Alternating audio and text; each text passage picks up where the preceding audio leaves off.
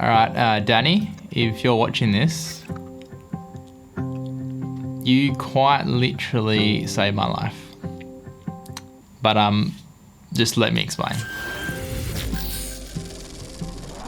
So a few weeks ago, Danny GEVIRTZ released a video titled "How Documenting Every Day is Challenging My Life," and I absolutely loved it. Like, I really connected with what he was actually saying, and it reminded me of my life growing up. Throughout my childhood, my dad basically filmed as much as he could, and I'm lucky enough to have those memories to look back on at basically any time in my life. And like, I have a pretty horrible memory as is, so being able to look back at those little snippets of life growing up reminds me of all those awesome things that I've been through in my life so far. But the problem is nowadays in the current digital world, I feel like because I can just reshoot, edit, delete, backup, like have all this amazing technology in my pocket, it has made it a ton easier to create and capture content, but it's made me personally anyway, like really wasteful of the moments that I actually capture. Like if I was to scroll through my photo gallery on my phone, like I've got a ton of cool photos and videos of moments throughout my life, but like I don't print out any of the photos to look at them every day. And I rarely actually go through and watch any of the videos that are actually on my phone. And the worst part of all, especially being a video creator, is I never back up any of these files as well. So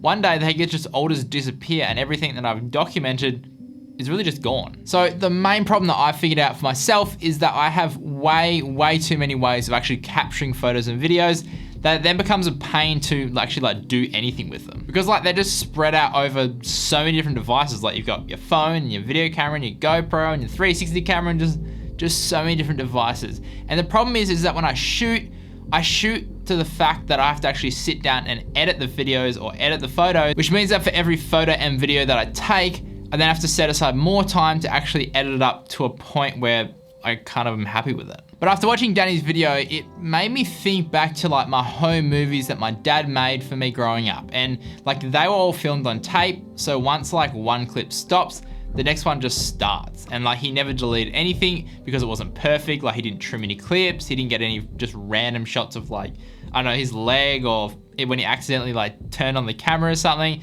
Like it's super rough, it's super raw, it's super authentic.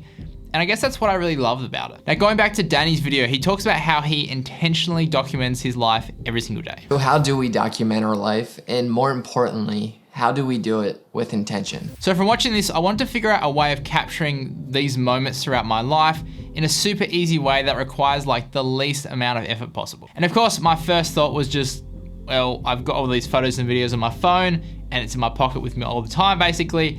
Why don't I just use my phone to document everyday life? And while this is a very practical way of doing it for a lot of people, the biggest problem that I've found for myself is that because I use my phone for a ton of different things, like in my photo library, I've got, you know, your photos and your videos obviously, but then I've got, you know, screenshots and, you know, memes and just like Instagram stories and TikToks and a whole bunch of different stuff. Which means that there isn't really a quick and easy way to get those specific moments off my phone without having to actually like sift through everything manually and find them by myself. And like, even if there was, I would then have to like transfer all the files onto my computer and then combine them to make the final video file. I mean, I could use my phone for this, but I'd probably have to like import the videos into an editing software, then my phone would just sit there rendering out a video, and then I can't actually be documenting stuff that's happening because it's then rendering stuff in the background. So after thinking of all this, I realized that using my phone just wasn't gonna work for me. So I took a step back and I thought back to like how my dad did it, documenting my life growing up. Like he had this super old school camera, like filmed onto those little mini DV tapes.